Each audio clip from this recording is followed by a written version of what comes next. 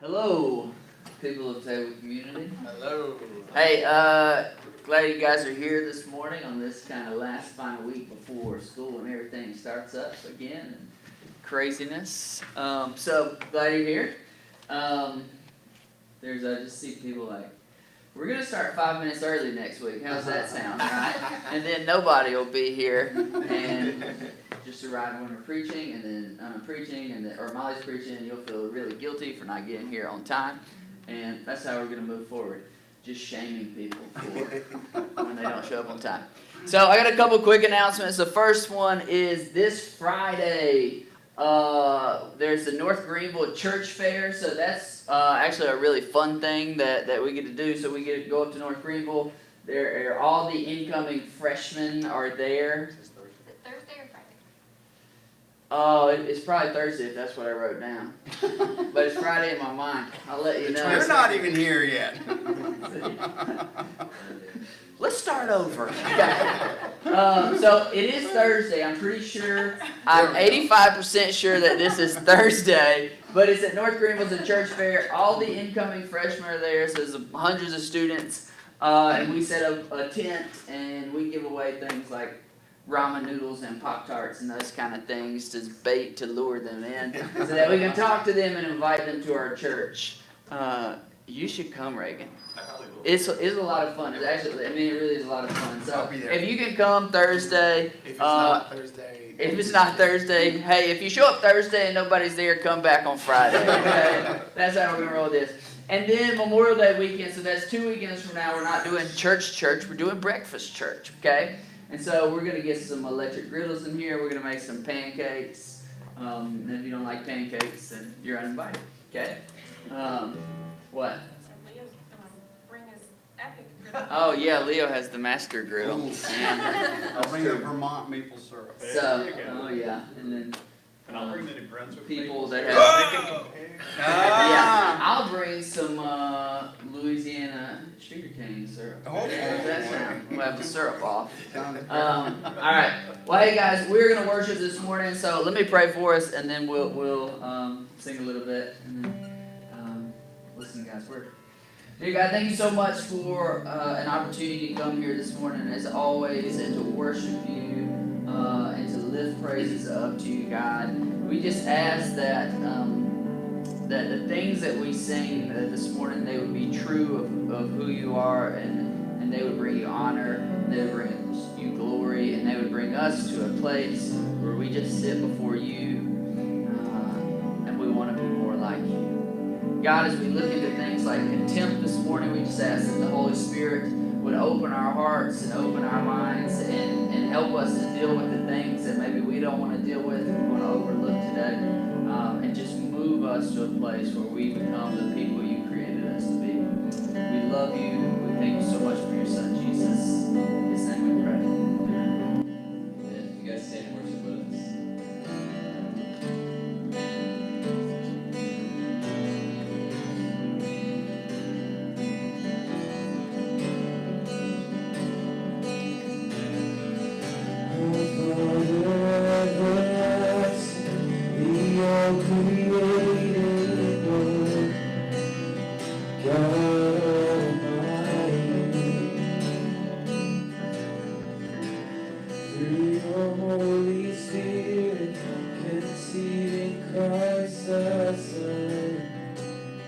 Jesus, our Savior,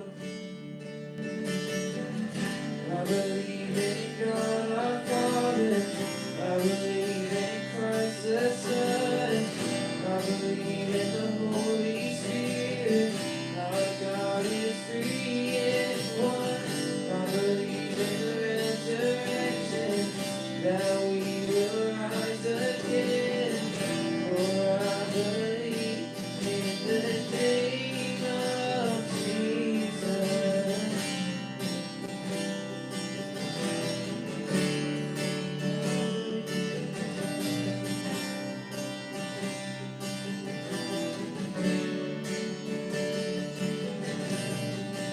Our judge and our defending, suffered and crucified. Forgiveness is in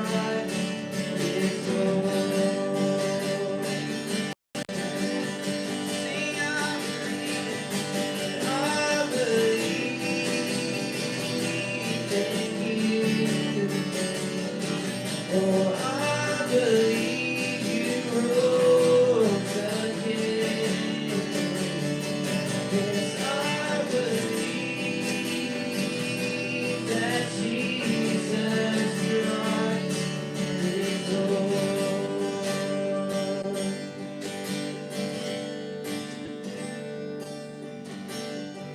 I believe in life eternal. I believe in the virgin birth. I believe in the saints' communion and in your holy church. I believe in the resurrection when Jesus comes again. For I believe in the name of Jesus. For I believe in the name of Jesus. For I believe in the name of Jesus.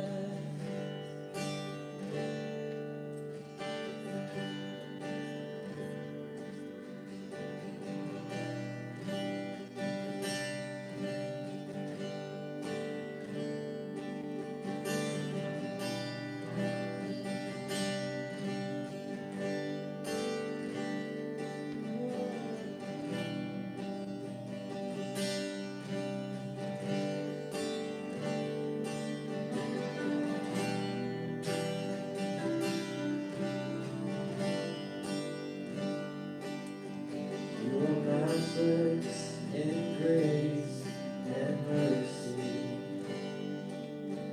There is nowhere we can hide your love. You are steadfast, never failing. You are faithful. All creation is in awe of who you are. You're the healer of the sick and the broken. You will comfort for every heart that mourns. Our King and our Savior forever. For eternity we'll sing of all. For eternity we'll sing of all you've done. We sing, God with us, God for us. Nothing can come against, no one stand between us. God with us, God for us. Nothing can come against, no one stand between us.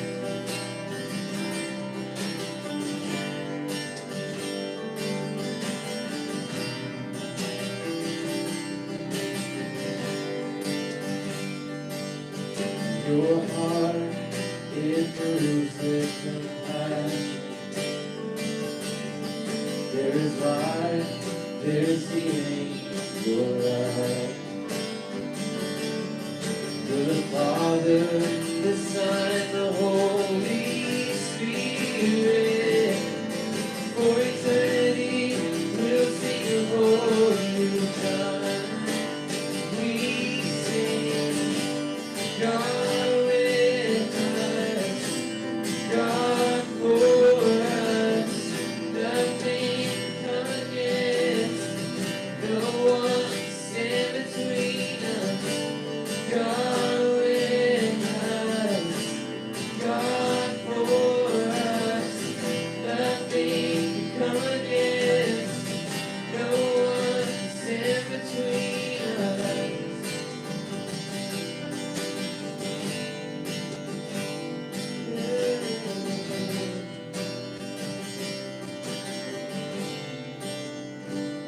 Where there was death, you brought life, Lord.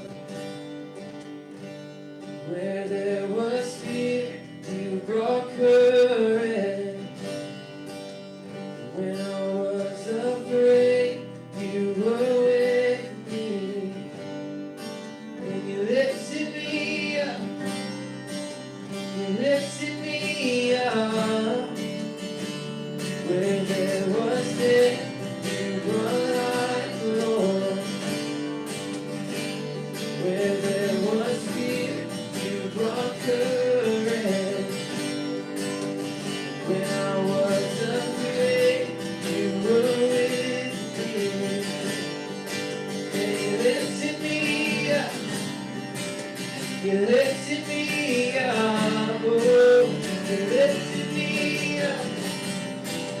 You're lifting me up. You're lifting me up. You're lifting me up. You're lifting me up. You're lifting me up. We sing, God with us, God for us. Nothing can come against. No one can stand between us. God with us, God for us. Nothing can come against. No one can stand between us.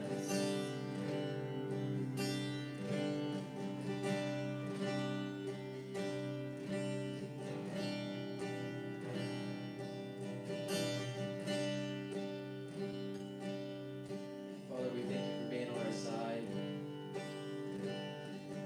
God, for loving us.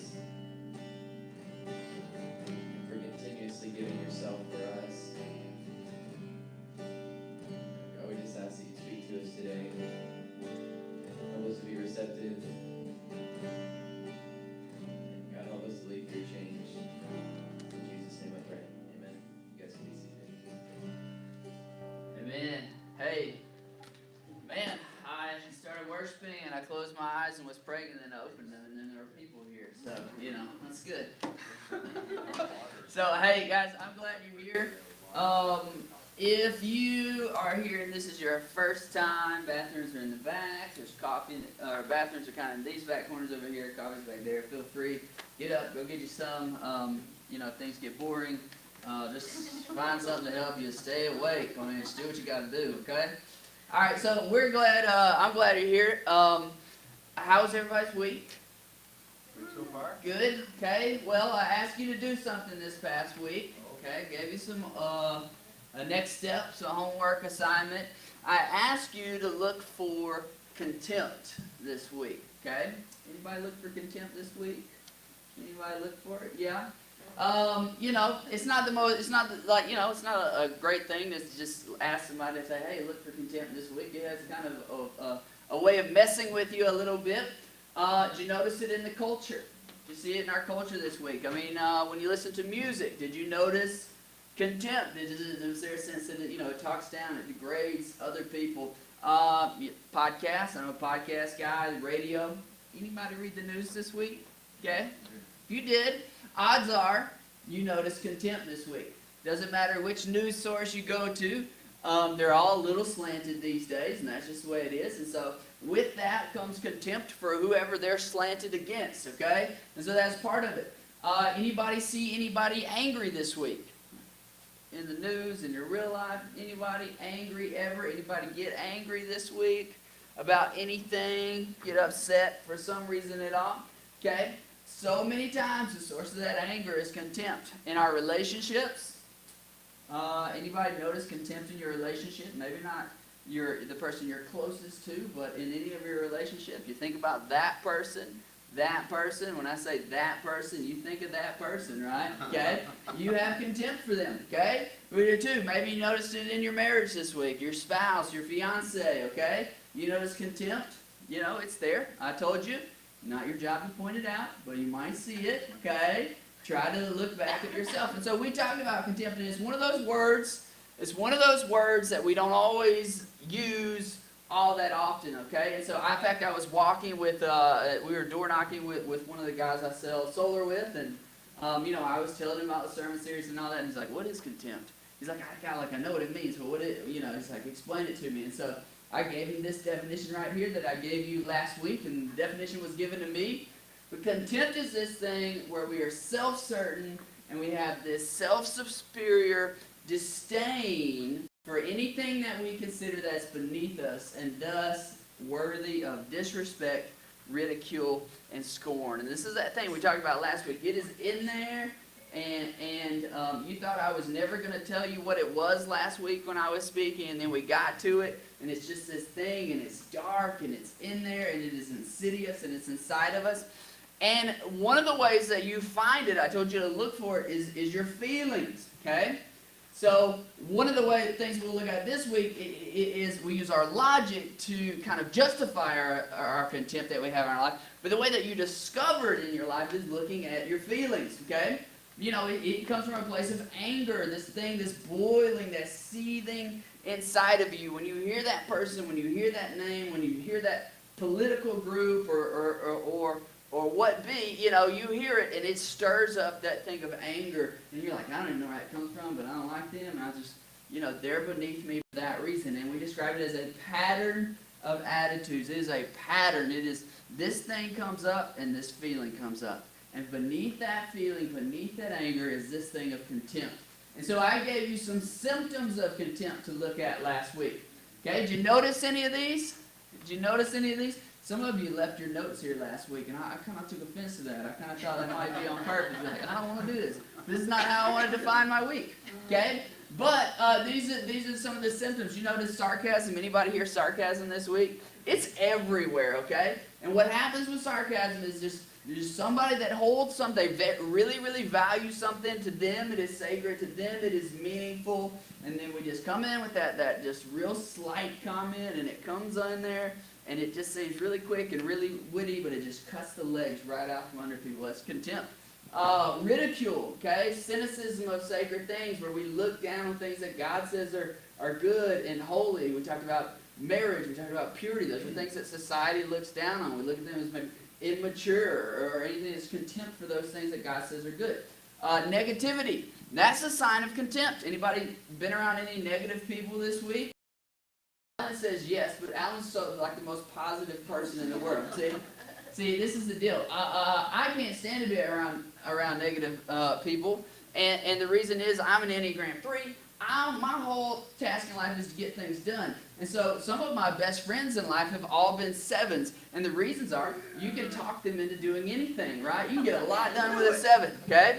But negative people, there's usually a lot of contempt because they just don't see the good in other people. And that's what it amounts to. Resentment, that's a sign of contempt. Glorification of knowledge and experience. I know this. I've been there. I've experienced that. They don't know. They haven't experienced it. They're ignorant. They're dumb. They're stupid. Right? I put them over there because they don't know and they haven't been through what I've been through. And so I put them in a separate place than me. Rather than doing the Christian thing and coming along and trying to educate them, I just say, you know, I just put them in a box and I put them over there. Bitterness. Bitterness is a sign of disrespect. So much disrespect in our society. Where's Coach? Coach, you got any kids been disrespectful this week?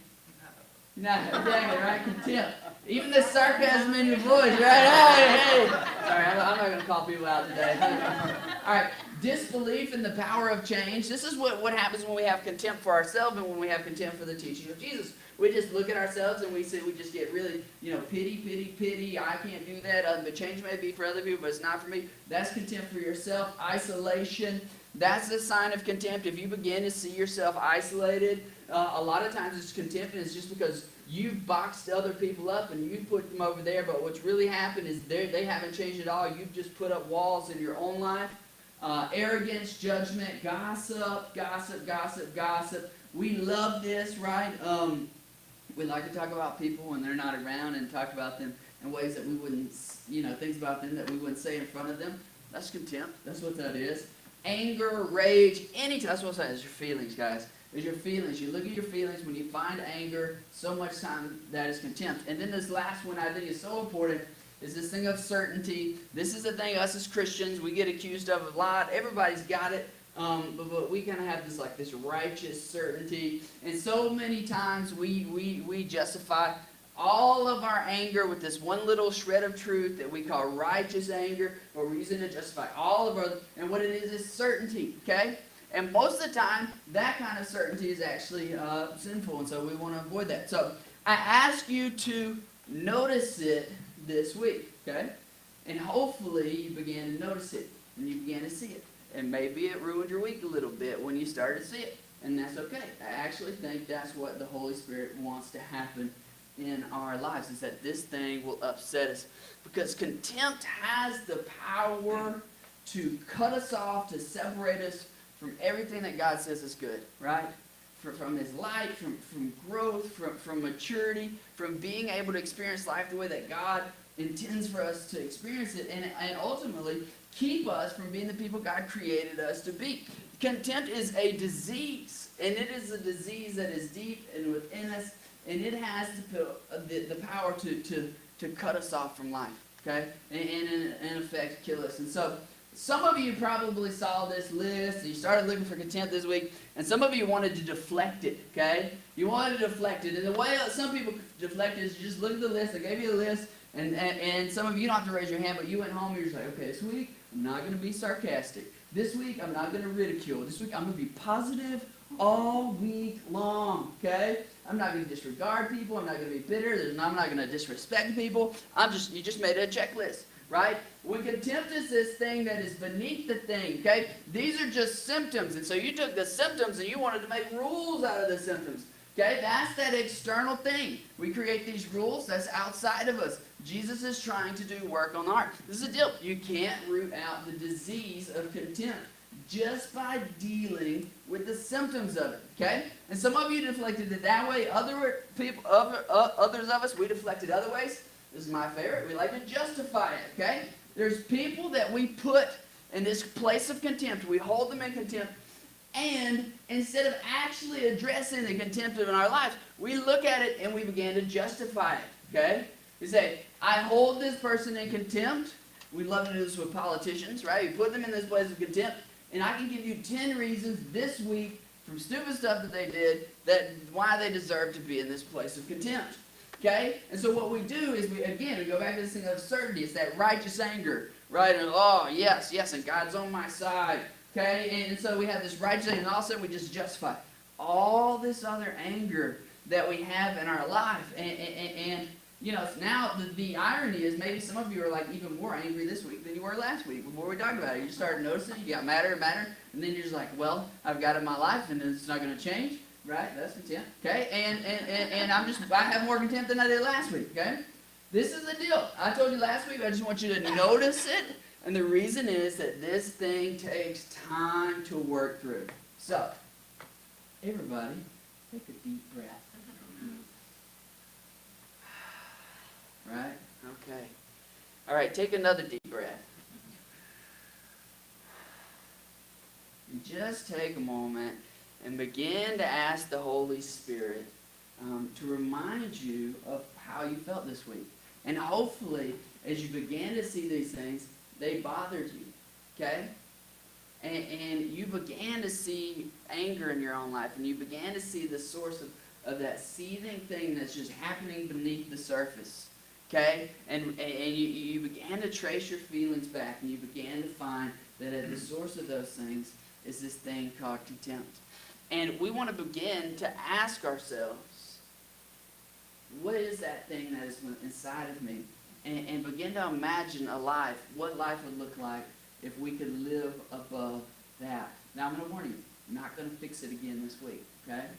So we go back and we look. The great thing about Jesus, remember, Jesus is our rabbi, okay? And Jesus is a rabbi. He says, I don't want you just to learn about me. I want you to learn me. I want you to live as I live. So one of the things we sang earlier, it was all these things that we believe. And Jesus came and he taught us all these things to believe, but he didn't just come to teach us a system of beliefs. He also came to teach us how to live, okay? And so this is the deal. As we look at this, Jesus doesn't want to just change your behaviors. He doesn't want to just change the symptoms that we see on the outside. He doesn't want you just to live up to the law. To the law. He didn't come just to change your behavior. He came to change us and who we are at the core. So when we talk about law, when we talk about all these things that we tend to make law, okay, Jesus fulfills the law through transformation.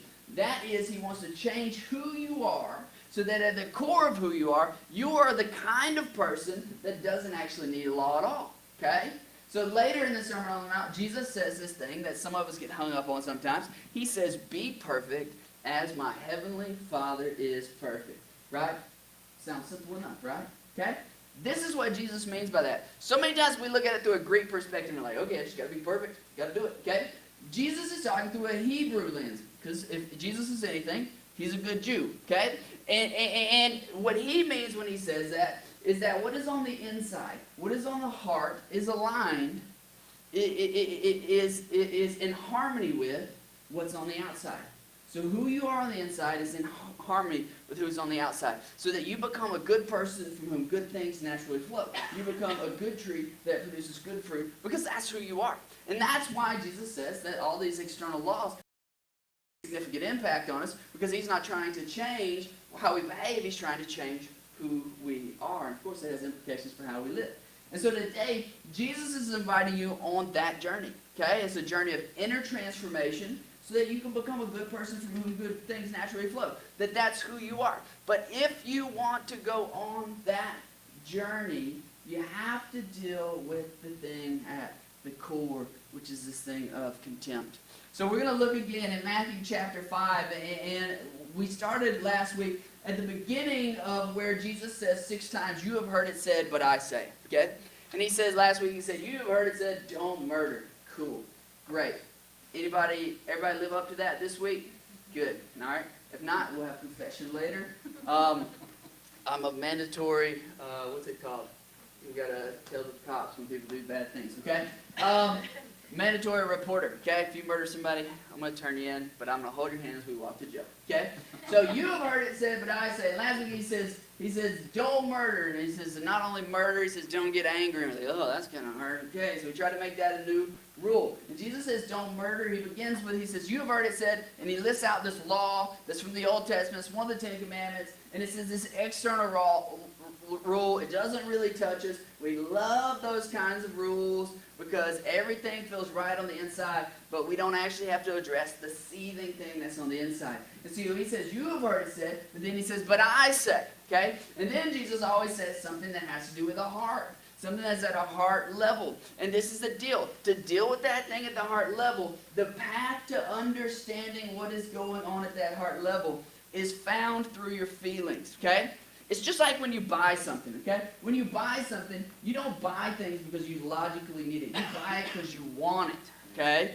You want it, okay? And then you justify with logic why you wanted it, okay? And that's because you need to justify it to yourself, you need to justify it for others, but really the only reason you bought it is because you want it, okay? The same thing is true with contempt. The reason that's there is because you allowed it to happen. The way you discover that is through a feeling. And we find it inside ourselves, and then we just create all kind of logical reasons for why it's okay. Okay? It doesn't matter how you justify contempt. If you don't get to the heart of the matter, then things won't change. And so we call contempt a self-certain, self-superior disdain for anything that is beneath us, right? So if you search your heart, will you find contempt? Okay? And I'm going to ask you this week to begin to have the courage to recognize what it does in our lives, okay? It is a pattern. It is a pattern. It is a pattern, and it affects our thinking, and our behavior, and our relationships, okay? And I want us this week to begin to recognize what it's doing to us personally so that we can begin to walk toward healing. And so one of the things that we said last week, one of the observations we made, is that contempt degrades those things which God says are holy and meaningful and respectful. Okay, and so as we go through the passage in Matthew chapter 5, one of the things, after the murder passage, he kind of goes into this little section I like to call like sex, marriage, and other promises God's made. Okay, all right, and Molly's going to talk about the sex part next week, right? I gave her the easy passage. Okay, but it began, it goes verse 27, it says, you have heard you shouldn't commit adultery, but I tell you, anybody that looks at a woman with lust has committed adultery in her heart. Right? I'm not going to get in that passage because that's what Molly's talking about next week, but I want you to see the pattern here that Jesus is creating, right? He starts with this external thing, adultery. He moves it to this place of the heart. So this thing that we're talking about this week is really about what are we storing in our heart. So I want you to look in Matthew chapter 5 and then in verse 31. This is a passage about divorce and marriage, and most people hate this passage, okay? But this passage, once you get into it, once you understand it, the context here, the background, this is just one of the most interesting passages in the New Testament to me, and it's so easily overlooked because we just look through it through modern eyes, but when you understand what's going on here, it's just really, really amazing what Jesus is saying. Okay, it begins like this. It says, it has been said, Jesus is talking, you have heard, okay? Anyone who divorces his wife must give her a certificate of divorce. But I tell you, anybody that divorces his wife except for sexual immorality makes her a victim of adultery, and anyone who marries a divorced woman commits adultery. Now we hear that and we go, that's kind of hard. Okay? Here's a couple things real quick I just want to cover that you may have heard preached, but I just think this is not actually what this passage is saying. The first one is this, is that adultery is the only valid reason for divorce, okay? There may be other valid reasons for divorce, okay? I mean, I don't encourage people to stay in abusive situations long term, okay? So there may be other valid reasons. Another one is this, it's okay to remarry people after divorce, okay? Jesus is not outlawing that if you get divorced, you can never get remarried again. That's not what's going on here. Or that adultery necessitates divorce, right? That there are plenty of marriages that adultery has been a part of that story, and they've recovered, and they find reconciliation, and they've moved on. Okay? That's what it's not about. Now let's talk about what it is about. Okay? Jesus says, it has been said, anybody who divorces his wife must give her a certificate of divorce. Why does Jesus say that it has been said? Because it has been said, okay? Again, this is Jesus. Anytime Jesus says, you have heard it said, it has been said, he's quoting something from the Old Testament. That is a quote from Deuteronomy 24:1.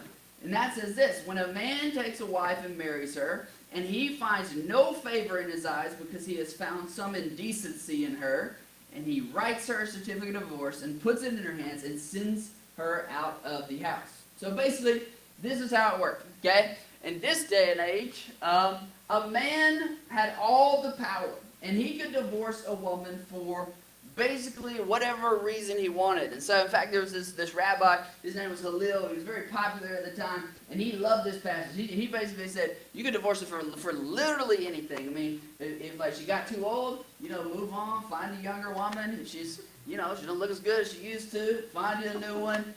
She's a bad cook, burn the toast. Next thing, right? Sex wasn't as good as it used to be. Move on, whatever reason, okay? The man could move on without repercussion, okay? And so he could just move on, and he just divorce the wife, and there's nothing she could do, okay? And so what would happen to women in this situation is they really had three options. One, they could move back in with their parents, okay? If their parents would have them, they could move in and they could stay there. Two, she could try to kind of live on her own and make ends meet, based off of what she had for a while, but that was pretty hard for women to do, live on their own. The other thing to do was become a prostitute, okay? And that was the way a lot of women, that was the choice a lot of women were forced to make. Because this is the deal. When a man, under that law, the old law, a man could divorce a woman and then come back and remarry her for up to 5 years.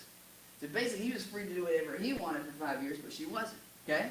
And so this is what happens, is Moses created this certificate of divorce, okay? And it was seen as a gracious act.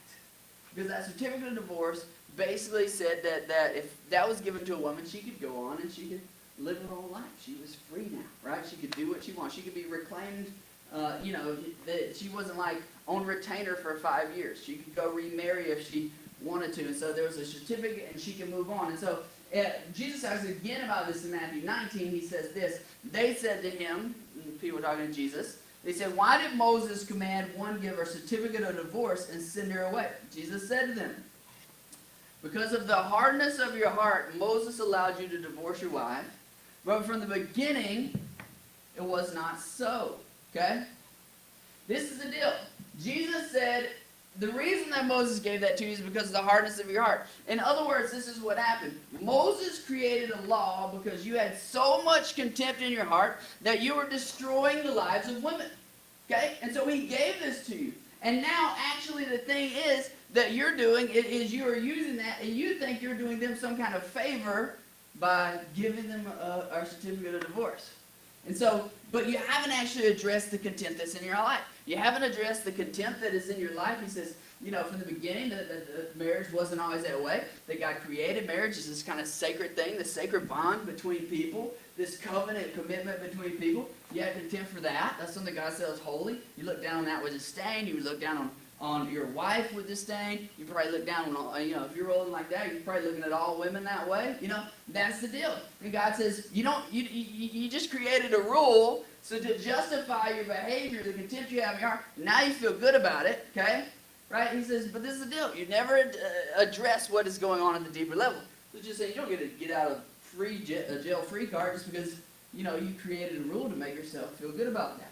This is what we do with contempt in our life all the time. This is how we justify it. Okay? We put that person in contempt, and you're like, yeah, but my contempt's not like that contempt that Jesus is talking about. It's like a good contempt. It's like a righteous contempt. There's no such thing. Okay? But we just said these are the reasons. Okay? And so we create a rule, and we feel good about it. But here's the deal. As long as you are looking for an exception to the rule, you will never find the freedom that's found in following Christ. Okay? Because your heart has never been transformed. You're just creating other rules to live by when Jesus wants to change who you are. This is what Jesus talks about. He calls it hardness of heart. He talks about a hard heart. In other places, I like to call it your contempt box. Okay? When you put somebody in a contempt box, they're there to stay, and they can't do any good. You place that person in your mind, they can't do anything right? If you get to the point where you're divorcing your wife because she burned the toast, right? She's been in contempt, okay? You've had her there. We do the same thing to other people. When the reality is we've justified it, but there's still something that's very dark and deep and sinister within our own hearts, and that thing is called contempt. What happens in our relationships when contempt enters into that? Well, we know the symptoms, right? When you have contempt between your spouse or somebody that's close to you, right? That's when negativity starts creeping in. Everything's always wrong. We start to resent each other. We start to have disregard for each other. I'm not mad for you. I'm not really happy for you. I just don't care. I just don't care. Do what you want, okay? We isolate ourselves. We judge people. We start talking about each other behind our back, right? And then we just use that certainty. That one thing that we use to justify all that contempt in our life, we use it just to push that person into a corner. And that's the deal. Those are not rules. Those are symptoms for what has been stored in your heart. And so if I never deal with the condition of my heart, then I'll have what Jesus calls a hard heart. Or what I like to call the contempt box. Now, this is the thing with the contempt box. Let me tell you a little bit about the contempt box. I keep things in the contempt box, okay? We've all got one, okay? I keep things in there. I keep thoughts in there. I keep ideas in there. I keep people in there. I keep certain behaviors in there. Bad things come out of the contempt box. So I put things in there. They may be good things. They may be holy things. They may be sacred things. They may be things that God put in my life to bless me. But once I put them in there, kind of only bad things come out of it, okay? And anger comes out of here. Cynicism comes out of here. Pride comes out of here. Here's the deal. Raise your hand. Anybody married to anybody with a contempt box? Yeah, good point. Okay, good. All right, you're listening. All right. Anybody know anybody with a contempt box? Right? Anybody know anybody with a heart where we just kind of put people in this place? Right? This is the deal. We've all got one. Okay? And here's the other part of that. You don't have any control over anybody else's. Okay? You only have yours. It's easy to spot other people's contempt. Okay? But you can't do anything about it. All you can do is address the contempt that's in your own life. So let me tell you a few things about this contempt box that I think are pretty important. First off, there's so many things that we put in here that honestly, they would bring you life. They would bring you healing. They would bring you enjoyment and pleasure in life. But we put them in there, and when we put them in there, they're robbed of all the goodness and all the blessing that God has for you. Okay? And here's the deal. We also fight to keep them in there. We fight to keep things in the contempt box. We put them in there, and then we just start creating the reasons why. Okay? It was a feeling. It was anger. It comes from a place of contempt. We put them in there, and then we fight to keep them in there. This is the other problem with the contempt box. Things don't really stay contained in here, okay? We like to think that it's really packaged. This thing is kind of porous, okay? It has a way of seeping out into our lives. This is a way of spreading and leaking into other parts of my life, and I like to think that I can hold this one person in contempt here, and that it's not going to affect any other of my relationships, but it's going to. It seeps out, okay? And the thing that was actually good that we put in here, it starts to rot. And it starts to smell, okay? And it affects who we are at a human level. So we put things in our contempt box. Some of us, you've been listening to what we're talking about today, and you put this in the contempt box, okay? Because anybody ever put the Bible in the contempt box? I'm not gonna lie, I've put the Bible in the contempt box before, and here's why. Because Jesus says crap like this, okay? And it's hard to live by. And I'm supposed to go there, and I'm supposed to live inspired every day to live a good life, and sometimes it's nothing but the Holy Spirit showing up and convicting me, and it's awful, and I don't want to read it, and I don't want to put it, I don't want to deal with that for weeks if I don't have to. So just put it in the condemned box, and I can find all kind of reasons. The Bible contradicts itself here and there. I can find reasons why to put the Bible in the contempt box, and it's something that God gave us. It's supposed to bless us. But contempt box. Okay, this one right here. Okay, how about this one? You ever put church in the contempt box? It's kind of the same thing. God wants church to do good things for us, right? He wants us to have community. He wants us to be a family. He wants all of those things for us, but it's so easy. Somebody in group said that one thing that kind of made me mad, okay? Contempt box. All right, this one. Ooh, yeah. This one, I know some of you got this one right here. Okay? Other churches. It's not our church, but it's that other church, okay? Me and Leo talked about this last week. It's like, man, it's so easy to have contempt from places that we're not at anymore because they did something that slighted us. But here's the deal. In every one of those places that you're in, God has done something, and He has worked in your life, and He has used those places. But here's the deal. It's just, the devil loves when you put other churches in the contempt box. Okay? We do the same thing. This is kind of just the same thing for us as groups. Groups are the same kind of deal. It's like, I don't want to do a group. We've got to be vulnerable. We've got to share prayer requests. We've got to let people into my life. That sounds terrible. Contempt box, okay? Put it in there. Anybody ever been in this place where you put your marriage in the contempt box? No. We have. I mean, I can say that I've been there before, okay? We ended up in therapy. It was all right. We worked through it.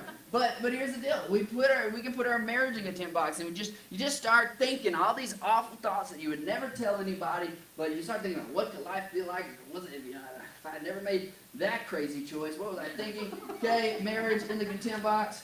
Job. Anybody ever had your job in the contempt box?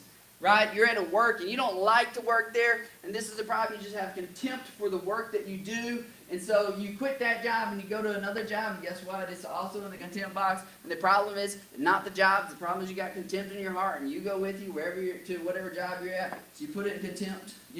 This thing in our society, we put this in contempt. Honesty. It's just okay to lie these days, right? I'm a salesman. It's a stretch the truth just a little bit. It'll be okay. We put honesty in there. Prayer. What about prayer? Anybody put prayer in there? It's one of those things you just question, does it even work? I mean, you can read the research. I mean, it works like 50% of the time. She's a coin flip, right? Okay, does it even work? What's the point? Okay, put prayer in there. We put love in there sometimes. Our society, God just says, love is at the core of everything that is a Christian value. The greatest commandment is to love God and love people. But sometimes we're just kind of cynical about that. I just need to kind of just do what's best for me. And I'll put others first, when they put me first. That kind of deal. Love, we put that in there. Purity as a society, that's a thing. It's just one of those things that maybe I'm just getting old, but it started to bother me a little bit. It's just like, we just look at purity as one of those things that we see as immature. It's just immature. And for me, for whatever reason, it's okay for me to even as, a married person, it's all right to watch those kind of things and not the really, really bad things, but, just like it's on Netflix. So it's cool, they wouldn't have put it on there if it wasn't okay. I'm mature enough, I can handle it. Okay, just put it in the contempt box. This right here in our society, truth. Okay, we have like, remember, aren't you guys just excited for 2020 election season? Isn't it going to be awesome? We just can't tell what's true anymore. There's news, and then there's fake news, and then sometimes the real news feels like fake news, and we just put that in there. Kindness, we put kindness in there. We just for whatever reason, we just don't think kindness is something that we have to do anymore. Guys, how about this one?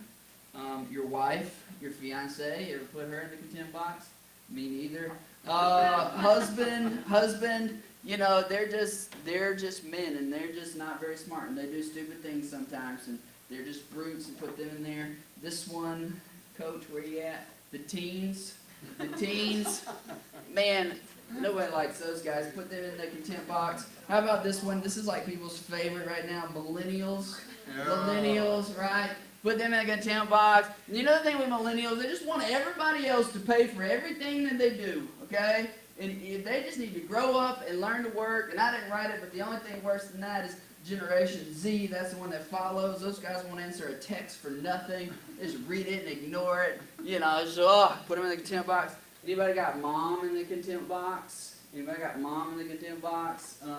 You know, for whatever reason, you know, we all think about our moms. I remember when I was a teenager, I had my mom in the contempt box, which seems ridiculous now because she was just a great person. Dad, so many dads are in the contempt box for whatever reason. They were there, but they weren't really there, or they drank too much, or he never really showed up to my game, or whatever. He was never invested in the way that I wanted to. Dad, we put him in the contempt box. School's starting back up. You know, everybody likes their teachers on the first day of school, but 2 weeks in, parents, students, contempt box. We got some teachers in the room. These guys, students.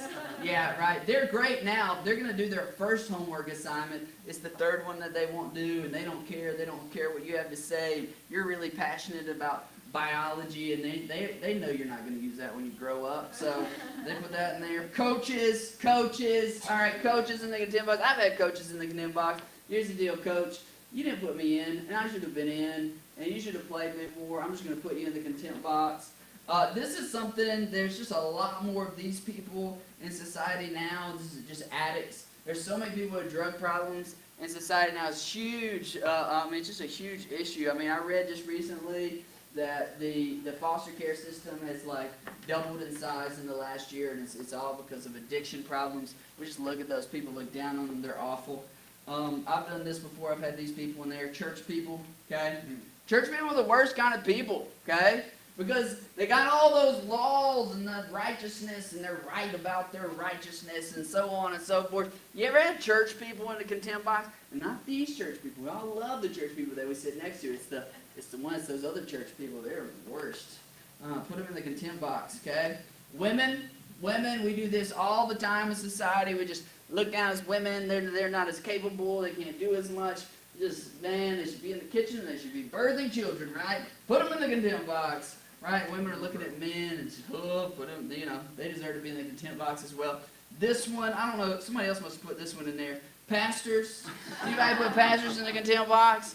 You know, the problem with pastors is they're always trying to get up there and say what's on their heart, and, you know, sometimes it's convicting, and that's awful. I just want to show up at church, I just want to sing songs and be happy, right? And I showed up and I was convicted and it was terrible. Okay, put those guys in the contempt box, they deserve to be there.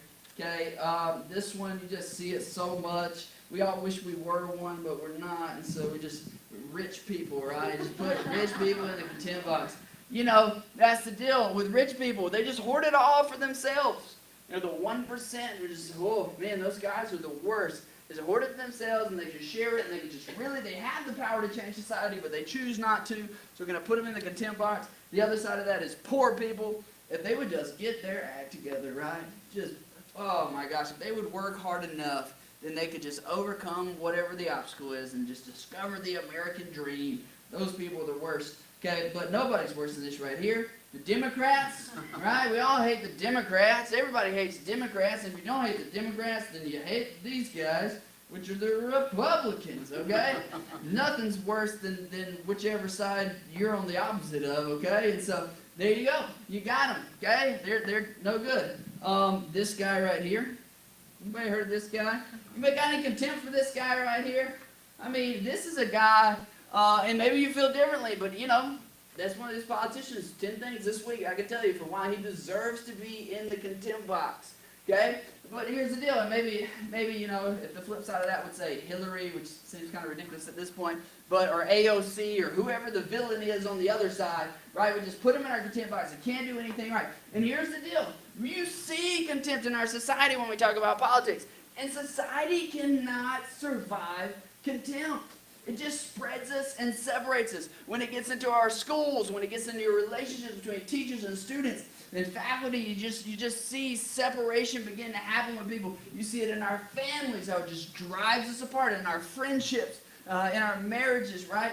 Your heart cannot sustain contempt, and yet we give ourselves permission to do this over and over again. This just says people group, name the people group. Sometimes in our country it's Arabs, we put them in contempt. We just, for whatever reason, we can find, again, you can justify, you can have all the reasons why.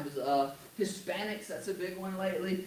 So many people have Hispanics, illegal aliens in contempt, but it's not just illegal aliens, it's anybody that looks like an illegal alien, right? But just put them in contempt. And I understand, those conversations are nuanced. But you know what hates nuance? Contempt, right? Contempt doesn't like nuance. It wants things in this box, and we're going to put them over there and beneath us, and all of them, every one of them, right? Put in contempt. Some of us have contempt for elderly people. I find this in churches a lot.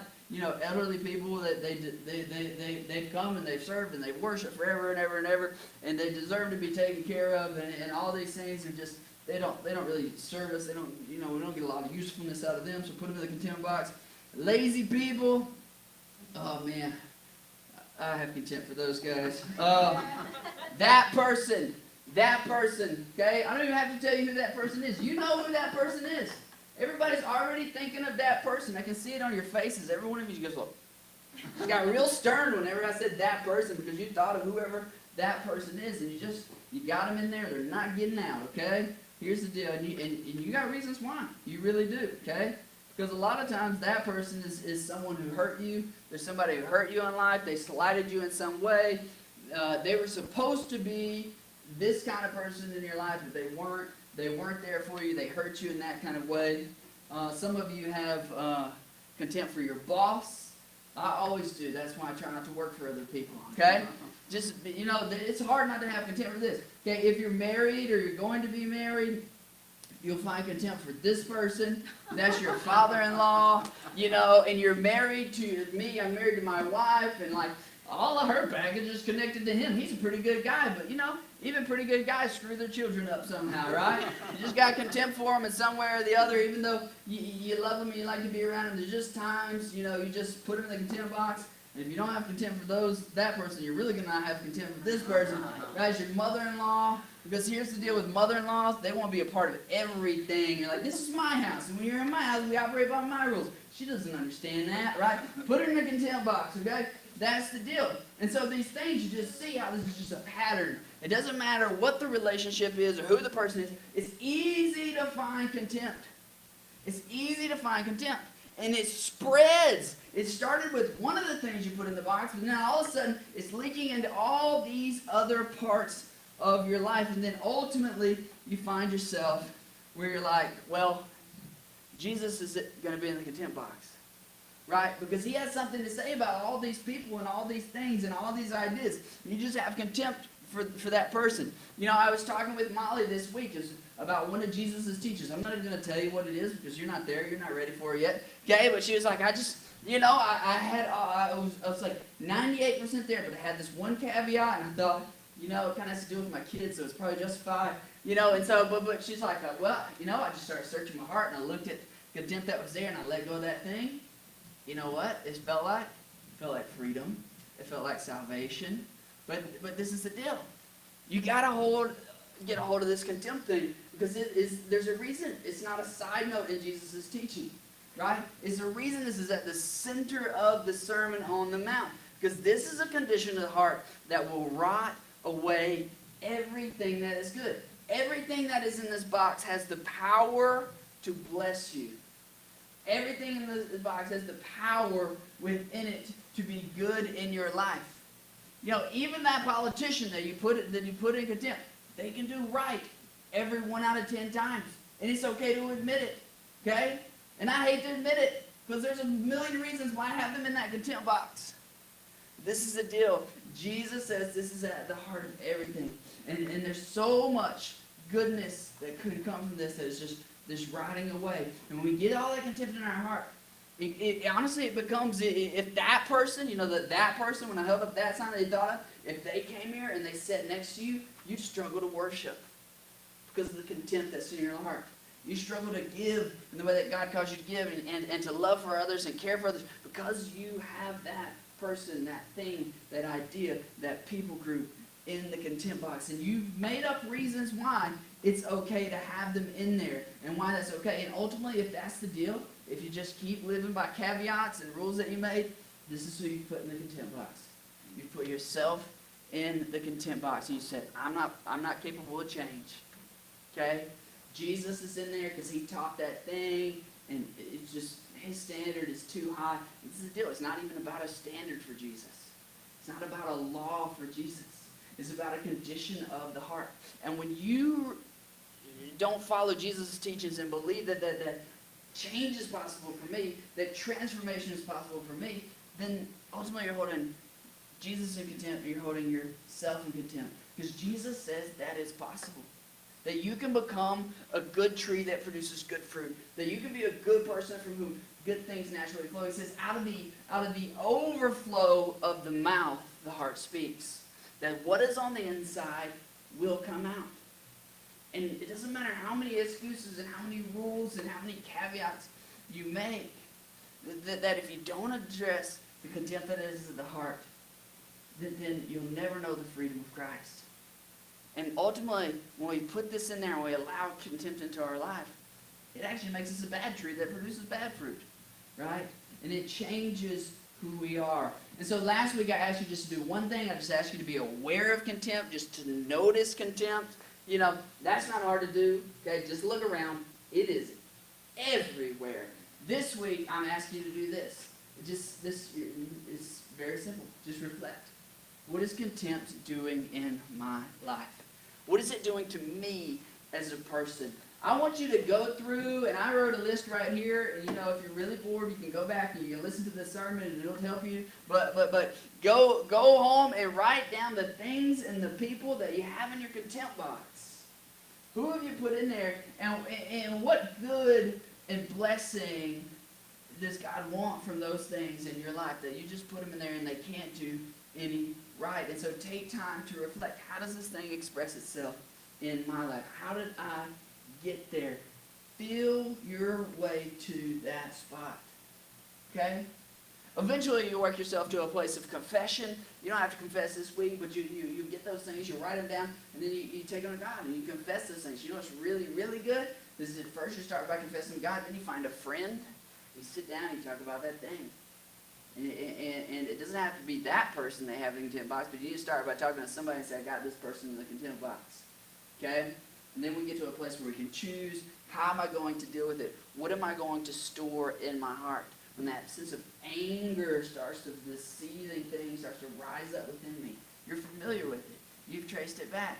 You know the source is contempt. And ask yourself, when that person, when their phone number comes up on your phone, and you got to answer the phone call, and you go, all right, God, what am I going to store in my heart this time?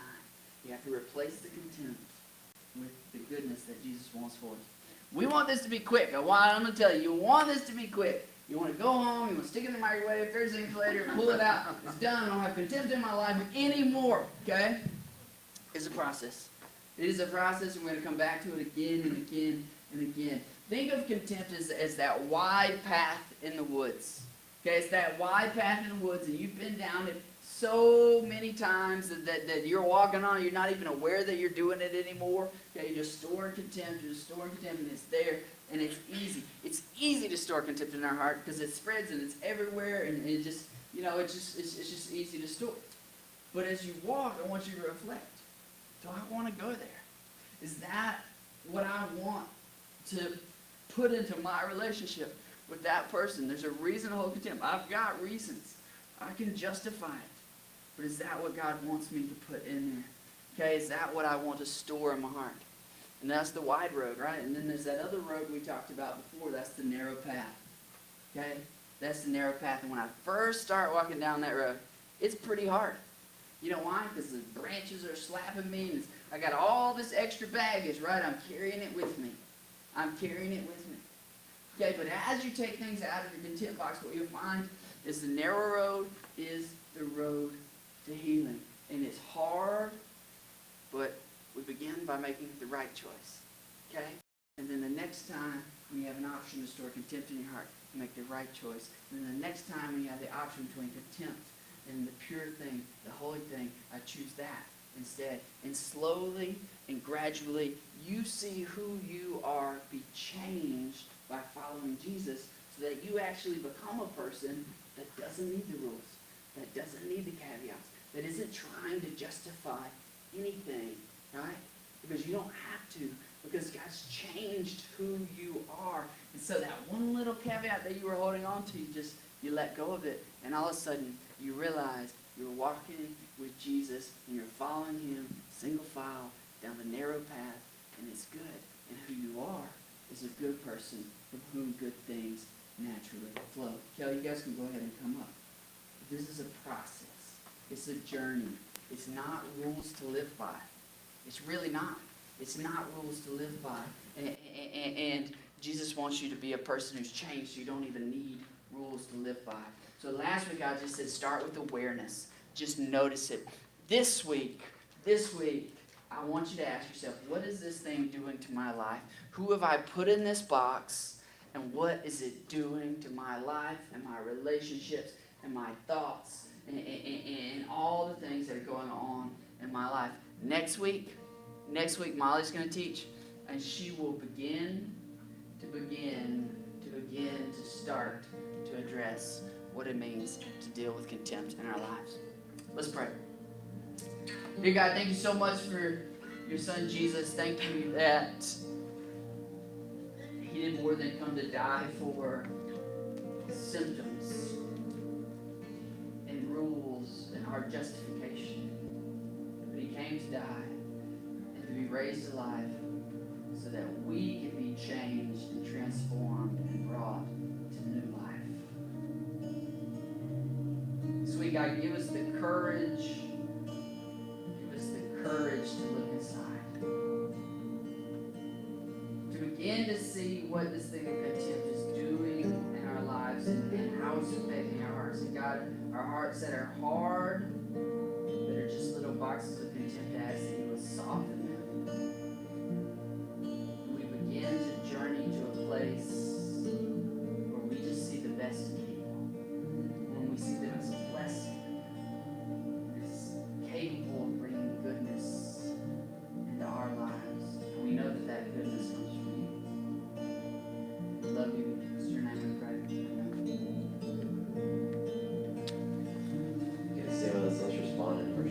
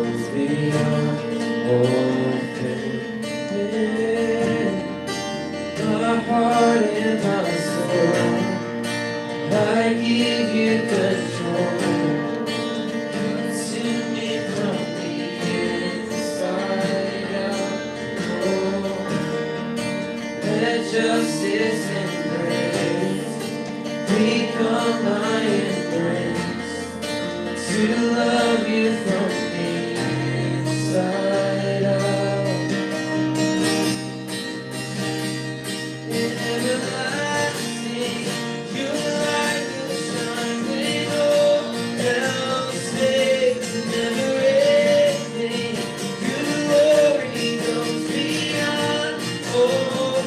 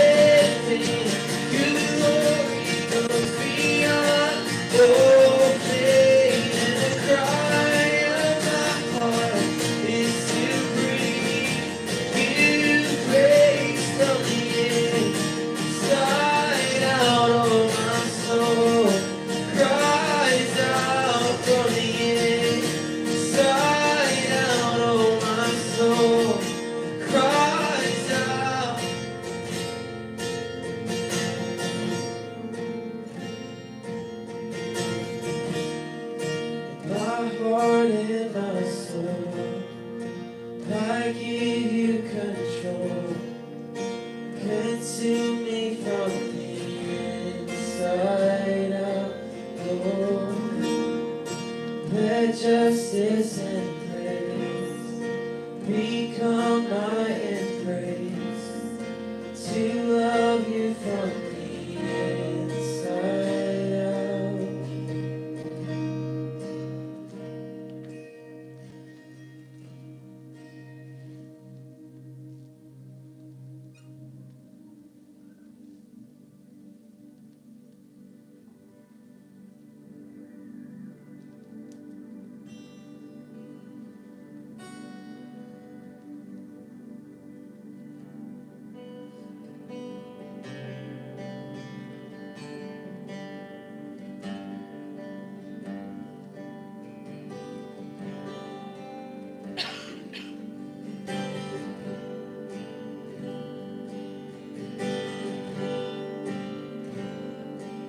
You unravel me with a melody.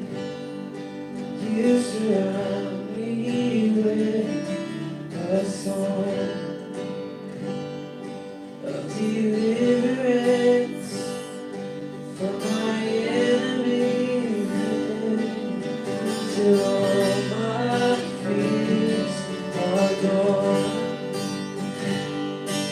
I'm no longer a slave to fear, 'cause I am a child of God. I'm no longer a slave to fear, 'cause I am a child of God.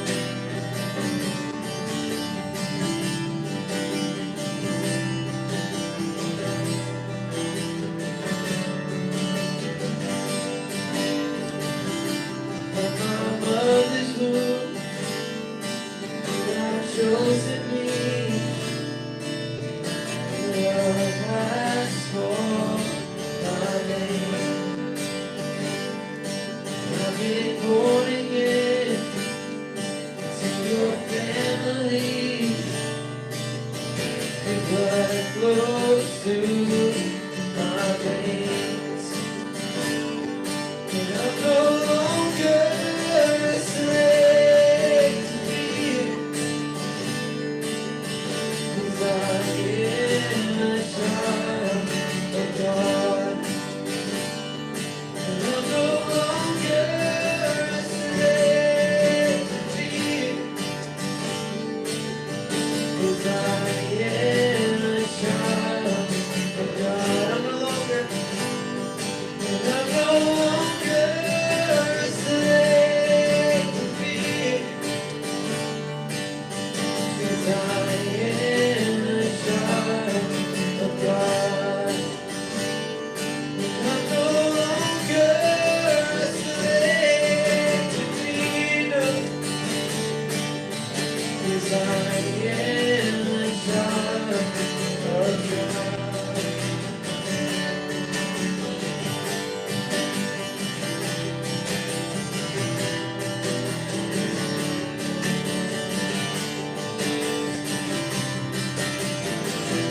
Cause I am surrounded by the arms of the Father. And I am surrounded by so